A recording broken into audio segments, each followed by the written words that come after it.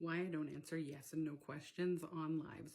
So if you're new here and you haven't seen me before, my name is Jen and I do emotion code sessions lives on Tuesday mornings and Friday mornings. Tuesday by donation or subscription only, and Friday is completely free, and that's for you to get to understand what emotion code is and how it works. But a lot of times, because I use a pendulum, I have people popping into the live asking me yes and no questions. Yes and no questions are things like, will I get the job? Does so-and-so like me? Is this person going to call me? And those kind of questions I don't answer, and I tell people the same thing in live all the time. I don't answer because there's too many variables for that. Also because I am a certified practitioner, and that's not within the scope of what emotion code sessions are. But that being said, just because I'm using a pendulum and I can give you a yes or no answer doesn't mean it's ethical for me to do so. And what do I mean by that? If I were to tell you that yes, someone's going to call you because at the time I asked the question, will so-and-so call me, and I get a yes answer, that's because the person holds the intent to call you at that time.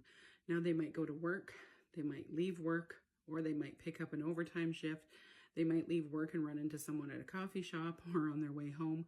They might get home, something might happen they weren't expecting, and they're tied up, and all of a sudden their evening gets filled up, or they get distracted, or they go home and fall asleep, and while the intent was there to call you, they don't end up calling you, and then you get angry because you think the answer should have been a no, when really we have free will, and there's so many variables with the future that is constantly shifting and changing because of the free will that we have. We're able to make choices at any given moment in time, and those choices affect a lot of things. The other reason I don't give answers to yes and no is because if I were to answer the question for you and say to you, yes, that person will call you, if they call you or you see them, you'll respond more positively to that person, and that will shift and change things as well. Whereas if I were to tell you a no answer, they're not going to call you, they're not interested, then when you do see them, you will start acting a different way towards them, probably a little more negatively, because you've had that no answer. So that will affect and change things too. So there's tons of variables when it comes to your future.